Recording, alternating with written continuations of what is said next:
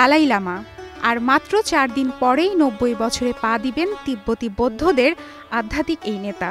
তার জন্মদিন ঘিরে এখন উৎসবের নগরে পরিণত হয়েছে ভারতের ধর্মশালা।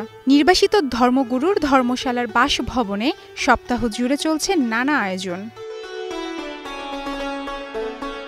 দালাই লামার এবারের জন্মদিন বিশেষ দৃষ্টি কেড়েছে বিশ্বজুড়ে। কারণ উত্তরসূরি নির্ধারণ।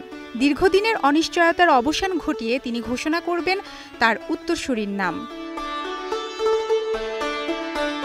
তিনি জানিয়েছেন তার ফাউন্ডেশনই ভবিষ্যতে দালাই লামাকে স্বীকৃতি দিতে পারবে। এই বিষয়ে অন্য কারো হস্তক্ষেপ করার কোনো অধিকার নেই। এই মন্তব্য মূলত চীনের আগাম হস্তক্ষেপ ও দাবির প্রতি কঠোর প্রতিক্রিয়া হিসেবে দেখা হচ্ছে।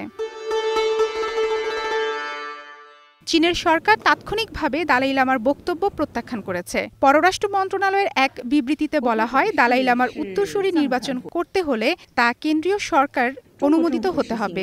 চীনা রীতি অনুসারে লটারির মাধ্যমে নির্বাচন প্রক্রিয়া সম্পন্ন করা হয়।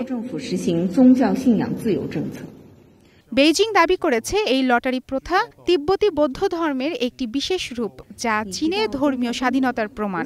তবে মানবাধিকার কর্মী ও সমালোচকরা বলছেন এটি চীনের রাজনৈতিক নিয়ন্ত্রণ প্রতিষ্ঠার হাতিয়ার হিসেবে ব্যবহার হচ্ছে।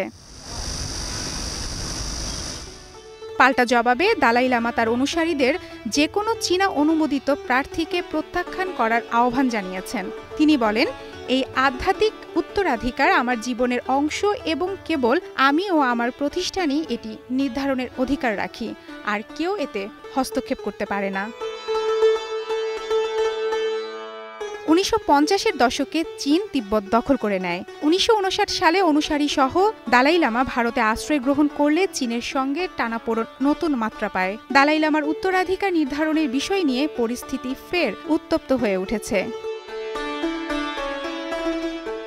মারফুয়াতুন নুর রুচি, স্টার নিউজ।